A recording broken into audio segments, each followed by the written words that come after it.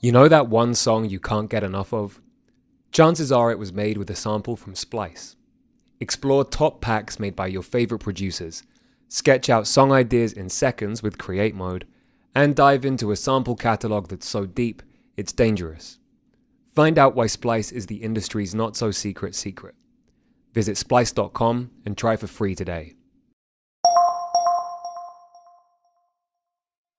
Welcome to the Fader interview. I'm Jordan Darville, news editor of The Fader. Tony Shhnow sometimes overlooks his own music. As my conversation with the Atlanta firebrand wraps up, I confess that it took me a minute to catch on to 100 or None, his collaboration with fellow local rapper Kenny Mason. Shit, I almost slept on that too, he says, a good-humored incredulousness shining through the video call. A disciple of the internet era of the rap mixtape and the artists like Gucci Mane and Lil Wayne who perfected it, Shhnow has released music at a prodigious clip since 2019. Quality control is a crucial component of his process and one of the reasons why he's still an essential voice of the rap underground. The songs that don't immediately hit can simmer in the subconscious, waiting for their chance to become standbys on your playlist. Sometimes, like in the case of 100 on None, it works that way for Tony Shhnow too. Born and raised in Cobb County, Shhnow and his music have spread across the world thanks to his role as a statesman of the new generation of plugg, a subgenre of rap as closely bound to Atlanta as Shhnow himself.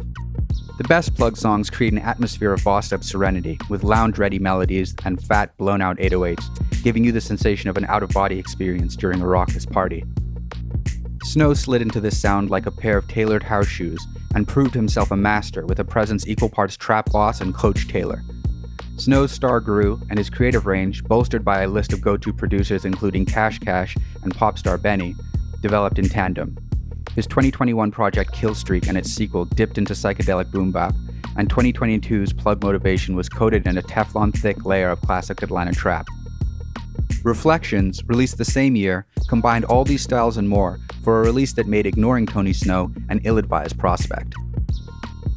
If Killstreak was a photo negative, all steely blue flexes and gray threats, Shhnow's new album Love Streak is its reversal, a full-color emotional roller coaster. Based on a now-concluded real-life relationship, the record finds Shhnow rapping with more self-knowledge on his own interior motivations than most artists would even dare consider. Previous projects have merely hinted at the depth of sensitivity Shhnow dives into here, with an author's attention to character detail. Over the course of 16 songs with features from Mavi, Dram, and more, Shhnow embodies a Lothario with a rare moment of clarity, experiencing the highs and lows of his lifestyle and refusing to look away.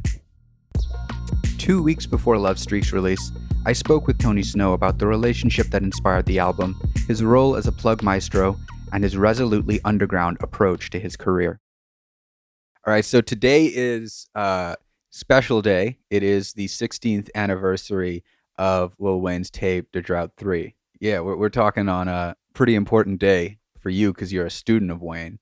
So I was wondering if you could talk to me a little bit about how his approach to music informed yours. I relate with his story because, to my understanding, he used to write his music. He had a notebook or something like that. And I used to write my music in my phone and, show people. And I wasn't necessarily the guy, just like Lil Wayne wasn't the guy necessarily first coming into the scene. People, I think they looked at like Juvenile and BG to be the guys. They didn't really look at Lil Wayne like he was like I wouldn't say outcast, but he just wasn't the guy. I wasn't necessarily the guy coming into this. I didn't necessarily. I wrote all my music initially, and then I don't know what sparked in him or what unlocked in him, but I think I had the same feeling, and it just said, fuck it, it's me, I'm the one. Like, you feel me? Like, coming into it, maybe I thought I was gonna be a good support role, but maybe I'm supposed to be the main role, you know what I mean?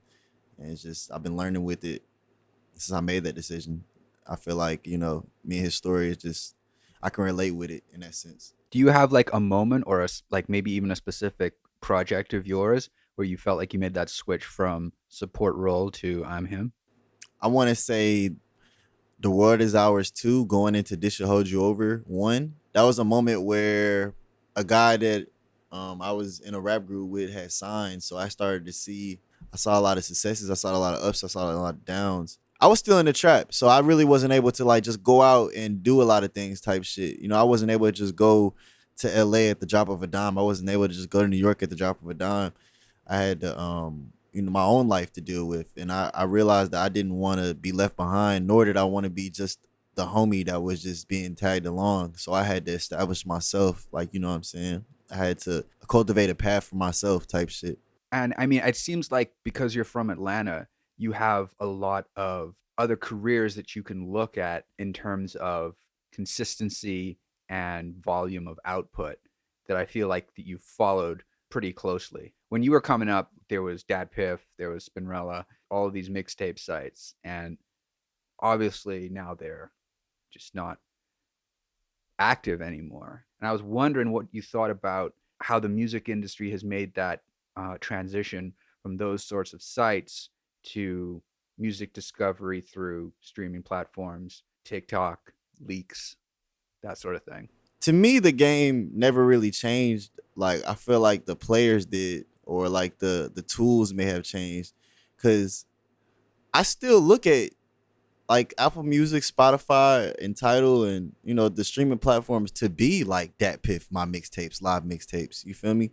Like, I feel like maybe some artists take it too serious, or I don't know if they're not doubling down on their stuff, that they may second guess themselves. But I literally look at it like it's the same platform. Like, I just take the same formula and just apply it to a streaming platform, to a TikTok, to an Instagram, to a, you know what I mean? It's kind of like hustling. Like, the more product you have, the more people want to buy. One of the things that makes you stand out is that consistency, right? That I mentioned earlier. Do you think you have an above average work ethic when it comes to rap? For sure. My mother established that in me, and as well as my plugs, like the dudes I used to work in the street with. Like how you're saying, there's so much music, it's so much artists, it's so much rap. That's how I felt when I was selling weed. Like, it's so much weed out here. Like, you don't have to buy mine. No, what's gonna stand me apart? I got the best one. I have it available for you all the time. You feel what I'm saying? Like, I'm at your beck and call, just like with rap. You can trust me to have a good song in my cut, or it will be dropped by me. Like, you can trust my releases will be well. Like, I built up a trust with my fans. They know that I'm going to deliver. And something that really strikes me about how you approach music is how comfortable you sound in different subgenres of rap. Like, you're usually labeled a plug artist, which is true, but there are so many different other styles of rap that you've released full-length albums in, and a lot of rappers that try different things, like that experimental sort of workflow can be invigorating, and that's like, oh, some of this like sounds good, some of it doesn't really work. But with you, like, it all just sounds natural. It almost is. Like, I'm a fan of music. I'm a fan of hip hop for sure. I'm just a fan of music in general. So, like, my playlist, or like things I listen to, don't be the average, like, just straight up trap rapper like Dolph or Gucci, even though those are some of my favorite artists. Like, I also enjoy Adele, a Sade, a 112, a Miley Cyrus. I sometimes just let the radio play. Like, I don't even like constrict myself to my playlist, or constrict myself to just what's I see other people listening to. Like, I'll just get in a car and like put on the radio and like let it just play. Like, I just like music. You know what I mean? I'm also a fan of when rappers step outside of rap, like, literally. You feel me? Like, I'm a fan of when like Quavo will hop on one of them songs, like a country song or something like that. You know what I mean? Like, I'm a big fan of like just hearing my Young Thug on like that Ace Atlanta song. Like, you know what I'm saying? Like, I'm just a fan of that type of stuff. You mentioned listening to Sade and Adele and these R&B artists. I want to use that as like a segue to talk about your new tape, Love Streak. I don't think I've heard you open up so much on an album. It sounds like you're being a lot more honest with yourself. It's not so much like you're wearing your heart on your sleeve, so much as you're just being like, I'm perfect at rap, but I have these other flaws that I'm going to explore through that. It's a real step forward, I think. So I just wanted to talk about how the production on this, which, is kind of based around a lot of samples of classic R&B and stuff like that, maybe inspired you to go deeper into yourself and, explore this idea of toxicity from a different angle. Yeah, I definitely was very vulnerable on this project. This is probably the most vulnerable I ever been on a project. I got this thing about my process. I don't know, but I have to like live the process. Like, I have to like live my music. I already like am naturally a hustler, and naturally, I mean, I came from the trap. So like, I talk about my stories. I feel like I needed to put myself in a relationship to tackle this topic type shit. You feel me? So I had got into a relationship and I just experienced it for real. Like I really tried. Like, you know what I'm saying? I really tried to be in a relationship. I didn't like do it for a look or do it just to have a girlfriend. You know what I mean? Like I really tried to love and like accept everything, you know, love and hate. Like I just tried to really experience my emotions and then I went into the project. Like although I was trying to like be in love, I have wants and needs and I also have temptation. You know what I'm saying? I started just noticing like things about myself and the world. You know what I mean? So I felt like I needed to just talk about how I felt so that because I knew other people could relate to it, but just, you know, in the world we're in. Like it's not all shits and giggles. It's not always just, oh my God, I love you so much. Sometimes I fucking hate you. Like, you know what I mean? Like sometimes get the fuck out my face. I don't want to talk to you. Like you're pissing me off. And other times I might want to cuddle. I might want to kiss on the cheek. I want to kiss on the forehead. Like, you feel me? But that's life. Like I'm a human. I'm a man. Like, you know what I'm saying? I was wondering if, like, while you were in the relationship, if, I mean, you mentioned there was like the distraction and the temptation and all that, but were there ever points where you were like, all right, I'm doing this thing like 100% like for as long as I can, or if it was always just kind of like, what else we got going on over here? No, I did try and really be in the relationship. That's how I learned more about myself and learned more about dating women. Like, I'll admit, I got into a relationship off lust. Like, you feel me? Like, I was really attracted to the lady. I never really had deep conversations you know what I mean? I never really experienced having a girlfriend for real. Like I'm so caught up in rap. I'm so caught up in my like I really want to rap really badly. Like I really want to be successful in music that I don't really like stop and look around and smell roses or anything like that. So this was like one of my first times really doing that it was a learning experience, you feel me? I still have love for the girl. I just like I learned, you know what I mean? I had to learn. I had to grow. I might even come back to her. I just, you know, I got to grow. Can you talk to me a little bit more about like some of the growth that you pulled from that relationship? I learned how to let ladies be my friend, and we don't have to have a sexual relationship or a passionate thing going on. Like we can literally just be platonic and just be friends. It's crazy how many guys don't think that's possible. It was impossible for me prior to this relationship. Like, I really wasn't even gonna attempt it. I'm like, I can't do it. Part of me was like, maybe it's me. Like maybe because I'm lit. Like girls can't help but want to have a romantic relationship with me. Dead ass. That I don't know if that's what's the word? Fucking were you self-centered or some shit like that? But like I became even aware of that. Like you feel what I'm saying? Like that I can't even think like that because women have their own mind. Like you feel me? She's her own human as well. Like you know what I'm saying? Like she has her own life. I think that's another part of why I didn't join a relationship because I was raised by 7 women, so like I saw a lot of women's struggles type. You feel me? Like I never wanted to put too much of mine on hers. That last relationship I was in was my first time. All right, I'm gonna invite you into my world and I'll accept you into my world type thing. Mixed emotions. You don't keep your eyes wide, you might miss the moment. I'm counting days, I might need a moment. Just say my name and you know I'm on it. I'm trying to upgrade you. I give a magazine to your man at front pages. Here go my number, you could call me later. I got some business at the house, but you could hit me after. We don't need kids right now, but we could practice. She give me help, but she was born a Baptist. She been battling with patience. She pray for patience, but the Lord don't give you patience. He gon' give you opportunity to be patient. You haven't mixed emotions, so I miss my drinking.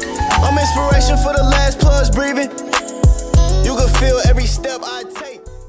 It doesn't feel like your life in the rap game is fairly traditional for an artist like on your trajectory. It seems like you're more suspicious than most about the music industry in general, and you're sort of like taking your time with how that goes. So I wanted to talk a little bit about your approach to the music industry and, whether or not you're considering embracing it a little bit more traditionally. I've been thinking about it. I kind of saw a documentary that Rap Caviar did on Tyler Creator, and he was talking about how for so long I've been an outcast. You feel me? Like for so long I had been like, I'm the guy in Atlanta that like I'm not necessarily the most gangster. I'm not necessarily the most swaggy. I'm not necessarily the most flashy. You feel me? So I don't necessarily get treated with the same respect as those guys that are flashy, that are wearing all these chains, that are having all these guns, that are disrespecting people. You feel what I'm saying? I'm the guy that represents the working man. You feel me? The guy that wants to provide for his family and love and live life.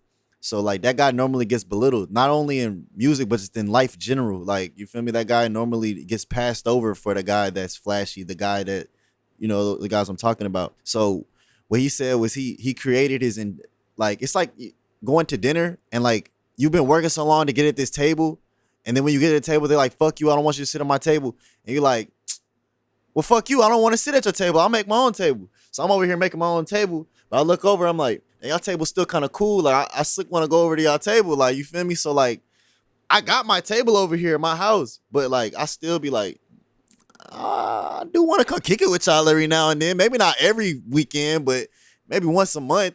You know what I mean? What about the other table specifically appeals to you? I want to say it's the history of it. Like, I don't even know. Like, it's like getting a Grammy or getting a diploma. Like, you don't need that diploma. You don't necessarily need that Grammy, but like I'm getting a Grammy I'm getting this diploma for my mama. Like, it's for other people, damn near. It's for like those other people be like, okay, you are doing your thing. Like, for example, I'm probably one of the most lit dudes in America right now. You feel me?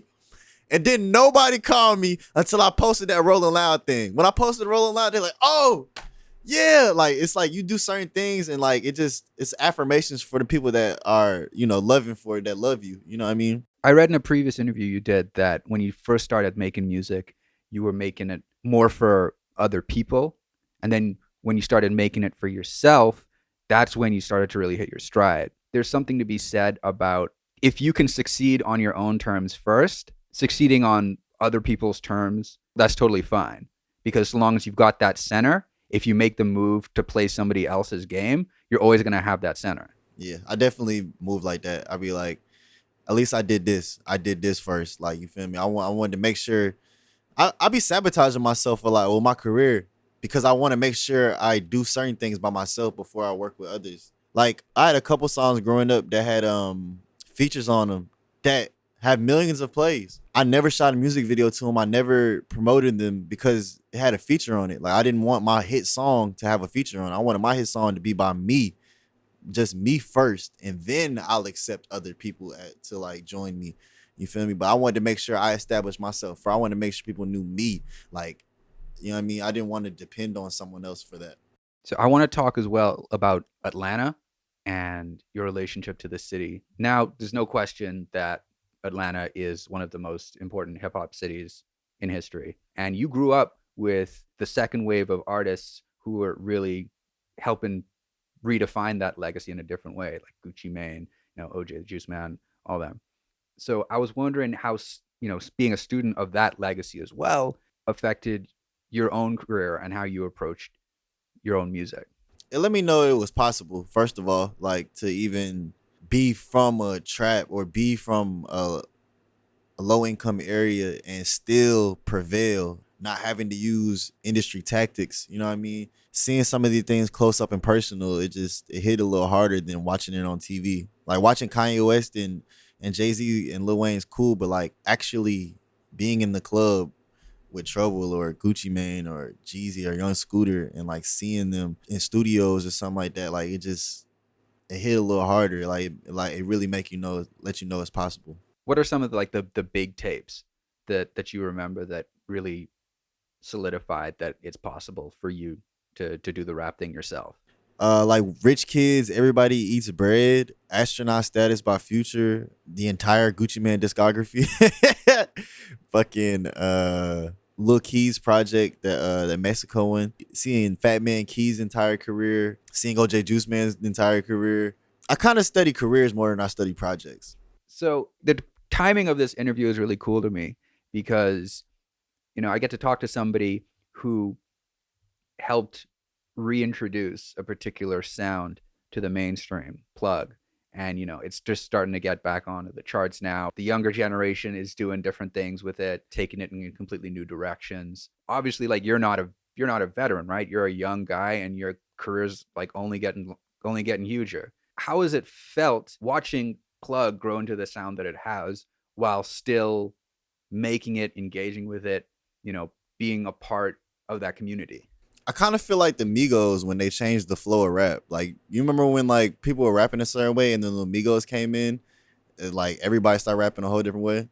Yeah, this is how I feel like, but like with the plugg sound, like almost like I feel like I know I'm not a forefather. I'm not necessarily the grandfather of this style. I'm like the dad right now. Like, yes, this is cool. No, that's not cool. All right, you can do that. No, you can't do that. Like, people are looking at me damn near to co-sign or diss something. You feel me? Like, people are looking at my opinion to say what's plug and what's not. It feels good. Sounds like a lot of responsibility. It is damn near. I mean, shit. You feel me? Like, I'm not a vet, but I'm definitely the older guy over here. Like, I'm definitely the guys that like Lil Tyler and Booth Pack and all them guys. They look up. I ain't gonna try and say like I'm their parent or anything, but like they look at me to like, what's plug? Like, how can I be in this subgenre? I like how you described plug in an interview with Clash last year. You said that trap music is the working music, the guy who's trying to earn his position at the business.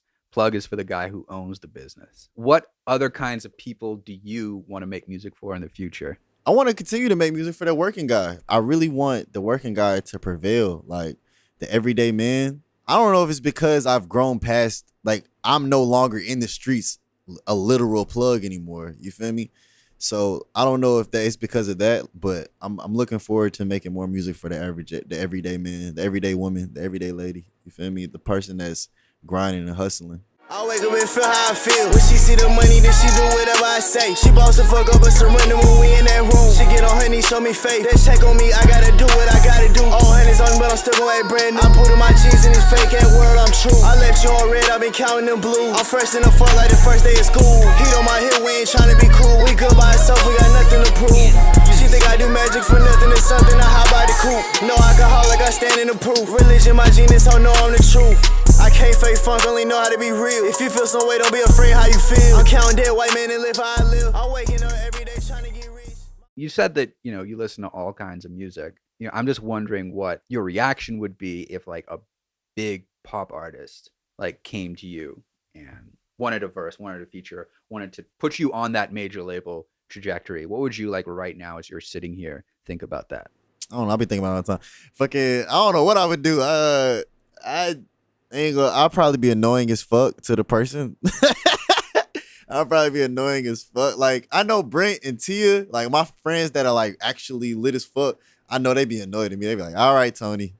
All right, bro. Just chill out, dog. I'm like, nah, I be having a flex that I know the person. I be like, fuck that. I know Miley Cyrus, all right? I'm out of FaceTime her right now, watch.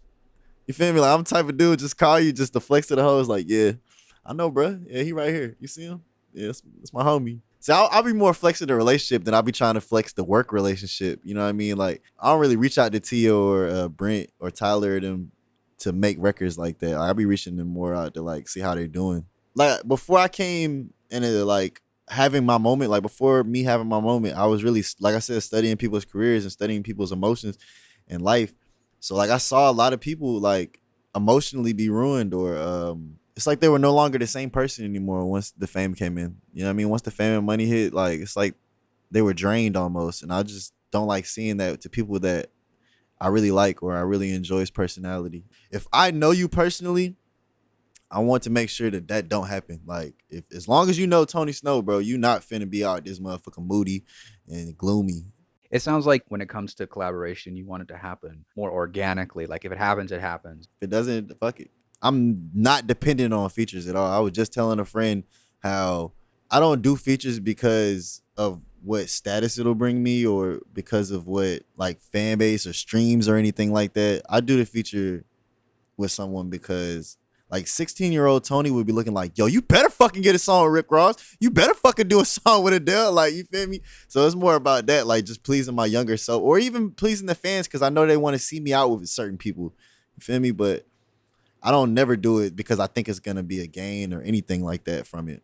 I try really to not do a feature with somebody. I really try hard to just be there for them. I think that's reflected on the features for the new project too. The Mavi feature on the street, that was crazy. You got Lil Crank, you got 3AG Pilot. It's also reflective of, what you were talking about how you want these things to really sort of like bolster the music rather than your career. Those guys specifically at Shhnow, like I picked them because I felt like they complimented my voice well. Like I sometimes pick people because I feel like they'll compliment the record. I don't necessarily like I've always felt that way about your approach to features. Like that doesn't seem like super new in this project to me. If anything, like the Mavi feature was just like a bit left field. Also because like the verse also kind of like feels like a hook almost. I know you don't really like fuck with hooks too much. I was trying to make it a hook. He really pressed me to not make that a hook. Like I made that a hook, and he was like, "All right, fine." Like you feel me, but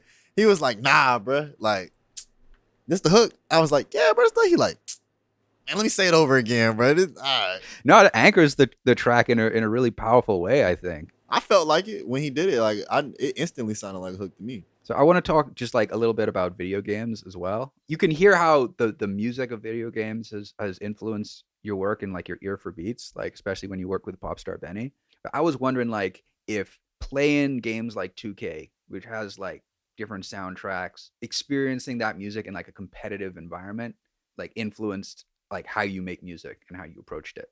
For sure. Music is a setting. Like I mean, it's a part of the setting. It sets the mood. You feel me? It sets the your mindset. You feel me? So like hearing certain sounds can enhance your senses. When I make music, sometimes I try and play into those things. Like a lot of my shit is chilling or cool, player music. So try and think real hard about like what would make you feel the most player. What would make you feel the most bossed up? Like what can I say, or like what kind of beat would make you feel like, yo, where the champagne at, bro? Where is I need a pound of weed right now, 3 beautiful girls and a bubble bath right now. Like how can I make that sound but like you seeing it while you hearing it type shit? It make you feel like you just did that without even doing it. I hop up by that water, don't move, skin butter, a real smooth brother. I made sisters kiss each other. I don't walk, I hover. I don't wait, I skip. I don't sit, I flip. I swear I told you sometime where the time take. I keep my hammer close, only God judge my fate. I been patient. I can feel that grip get a little less tighter, we gon' make it. It's life a gamble, if you don't learn how to risk, you ain't gon' take it. I left the shine early, I'ma close around 10. Twisting up exotic in my cup full of gin. What I want for Christmas, I want you and your friend. On this new record, I feel like Real Rare had that feeling, right? That's kind of Tony Shhnow as Scarface, as the boss, putting that at the top line.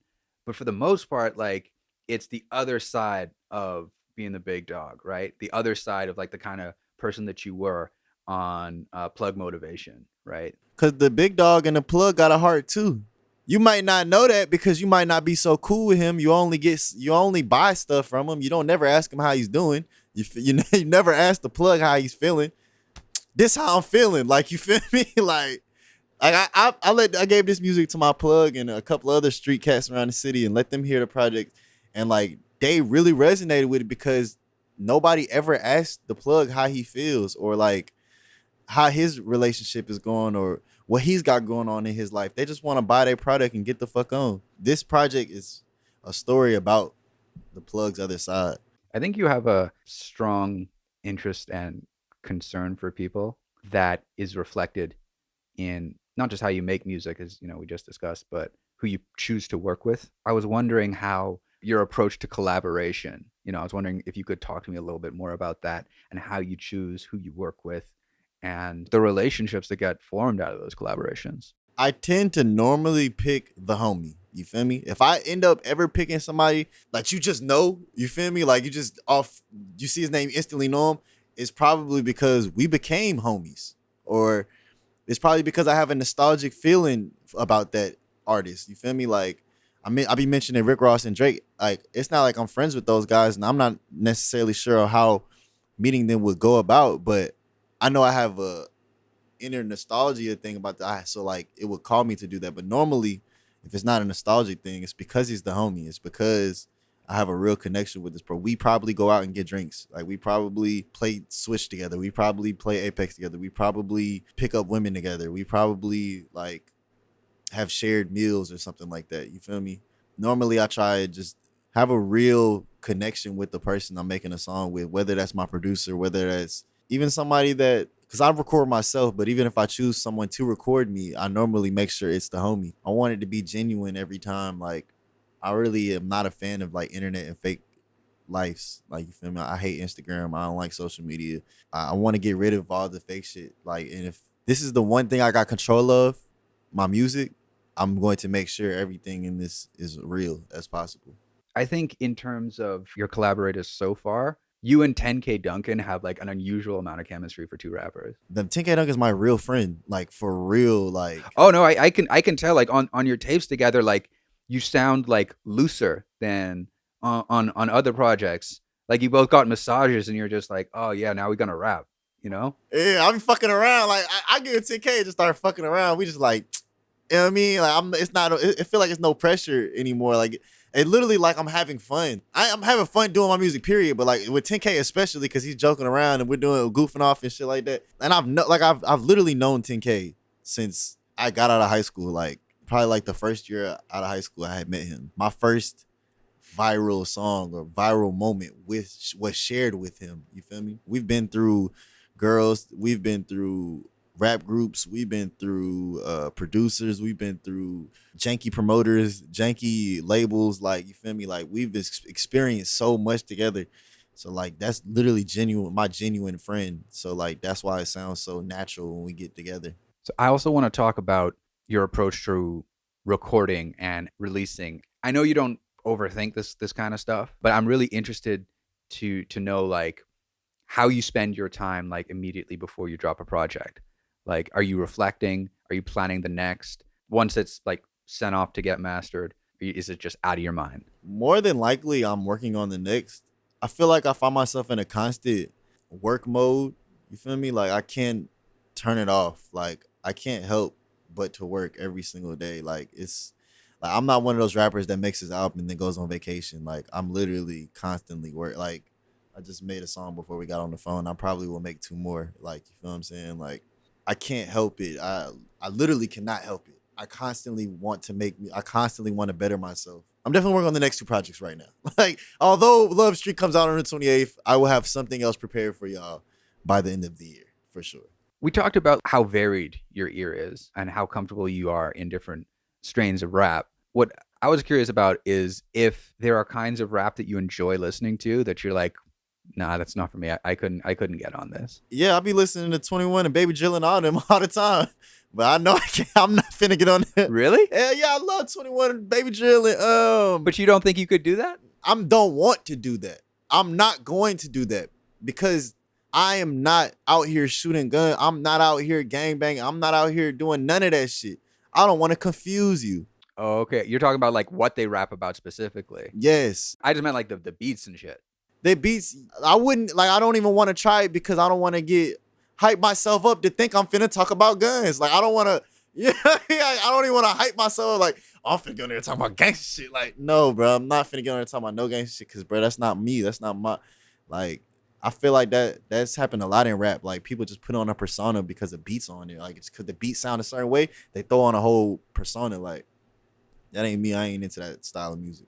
I also listen to Lil Dicky too a little bit, but yeah, me and him nowhere near the same. But you know what I mean? I be checking out. I check out music. Period. I love music. I like Soulja Boy. I like Lil B. Like I respect Jadakiss. I respect Big L. Like I listen to like all styles of rap for sure. Lil B maybe have been a better one. Like where that's something I listen to, but I don't try it out like that. You feel me? Just lastly, I wanted to check in with you about producing and your work as a producer and how that's going and you know whether or not you're sticking to that or if that's on a break. Yeah, producing it kind of took a backseat to my career because I started really focusing on rap. Like I really wanted people to know me for rapping. Like I didn't want people to know me for anything else. I wanted people to know me for my songs specifically, like my music, my song specifically. You feel me? Like I didn't want to stray away from that too much, like getting in movies or being a model or something like that or producing. Like, I really wanted to make sure like you knew me because I made music. I made this song and you know what I mean? So I fell back from producing just to enhance my skill in writing or enhance my skill in my wordplay and my voice. You feel me? I wanted to really double down on the process of actually rapping. You feel me? Of actually being a wordsmith. You know what I mean? Like I really wanted to focus on that. I might come back into. I still implement it a little bit, like every now and then. I chose a majority, like 90, probably 85% of the samples on this next project. I normally am the one telling producers like, hey, do this beat or do this one or do this section. You feel me? Well, I know I could have did it myself, but it's also about providing a job for someone that's not necessarily as endowed as I am. Like I might be doing my thing, paying rent and all this shit and buying my mom gifts and shit, but this producer might not have nothing, and I might be his shot. Like I might be his saving grace. You feel what I'm saying? Like I know some of my producers be dealing with a lot, so I just try to provide that job for them. Like I don't know. I will get back into it. I just when everybody's rich, like when everybody's starting to, you know, there's checks flowing around and I got free time. All right, I'm gonna double back into it type shit. But right now, I want to make sure we get rich first. I've always wondered about that. Like a lot of rappers in their songs, they write lyrics about, you know, everybody eats. Like I'm a provider. Like, and I always wonder, like, how much of that is true? Like, how many bills are you really paying? Everything I'm making, my producer is making too. You feel me? When I make a month, my producer is making too. You feel me? Like, I'm positive he's paying rent off. Like, I know Cash got some money off of This Should Hold You Over. I know he paying rent over there. He's straight. You feel me? I know Grim Doza, he's straight over there. You feel me? Like, they are gonna get their split. Like, I'm not the type of dude that does business and says all that, like you just said, like everybody eats and then don't give them their split or don't give them their money that they're supposed to have. You feel what I'm saying? Like, I'm not physically paying anybody's bills, but I'm providing money and a source for you to pay your bills, for you to have that freedom. That was Tony Shhnow talking to the Fader's Jordan Darville. His new album Love Streak drops this Friday, April 28th. The Fader interview is engineered by Tony Giambroni. The executive producer is Alex Robert Ross, and the associate producer is Raphael Helfand. We'd like to thank Loughton Audio for providing our microphones. You can find them online at loughtonaudio.com. And we'd like to thank James Ivey for providing our intro music. If you enjoyed today's episode, we'd appreciate if you left a 5-star rating and review. And keep an eye on thefader.com for essential music news, interviews, and essays.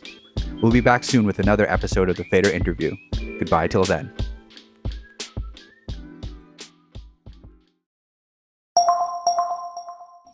You know that one song you can't get enough of? Chances are it was made with a sample from Splice. Explore top packs made by your favorite producers, sketch out song ideas in seconds with Create Mode, and dive into a sample catalog that's so deep, it's dangerous. Find out why Splice is the industry's not-so-secret secret. Visit splice.com and try for free today.